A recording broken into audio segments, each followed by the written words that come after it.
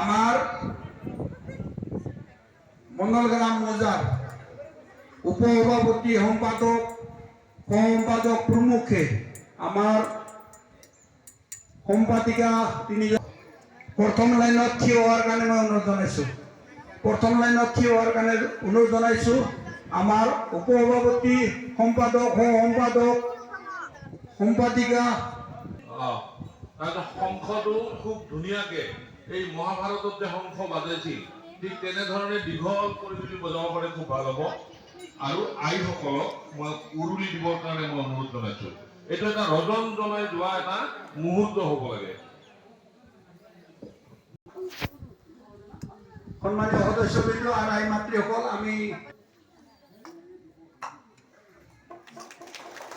ধন্যবাদ। আমাৰ এতিয়া আমি কাৰ্যসূচীলৈ আগবাঢ়ো। ফিতা কটা দ্বাৰ উন্মোচন কৰাৰ কাৰণে আগবাঢ়িছোঁ।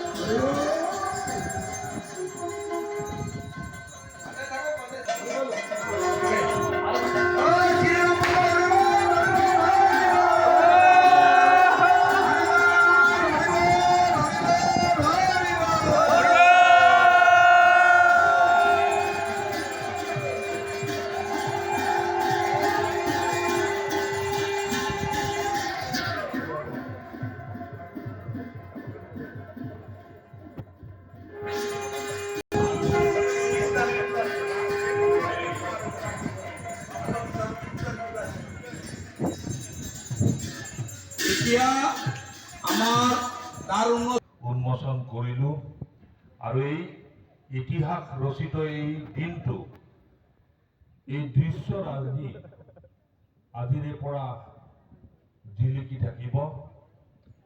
মই প্ৰভু ৰামচন্দ্ৰৰ ওচৰত এটাই কামনা কৰিম,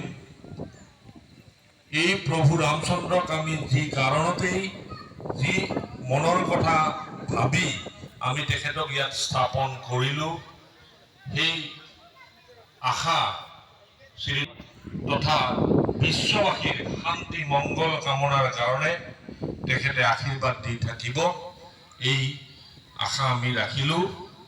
আৰু মই এইখিনিতে মণ্ডলগামীবাসী ৰাইজক মই অনুৰোধ জনাইছোঁ, আপোনালোক আজি যি পৰিৱেশৰ সৃষ্টি কৰিব পাৰিছে, এই পৰিৱেশ, এই দৃশ্য যাতে আপোনালোকে মৌজাবাসী ৰাইজে ঠিক এনেধৰণৰ একতাৰ বান্ধেৰে বান্ধ খাই গোটেই জীৱন যাতে আপোনালোকে চলি থাকিব পাৰে, সেই শক্তি আপোনালোকক দিয়ক ৰামচন্দ্ৰ প্ৰভুৱে। তাৰেই মই কামনা কৰি মই আজিৰ এই মন্দিৰ শুভ উদ্বোধন হোৱা বুলি ঘোষণা কৰিলোঁ। আৰু আজিৰে পৰা এই মন্দিৰত আমি সকলোৱে আমাৰ নিজৰ মনৰ বাঞ্ছা পূৰণ কৰাৰ কাৰণে আমি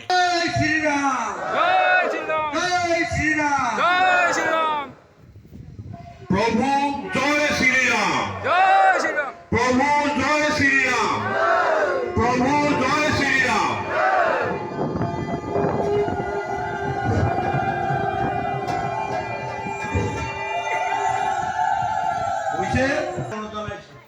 কৰোণাৰ বাদে তেখেতে মূৰ্তি শিল্প, তেখেতে মূৰ্তি বনাই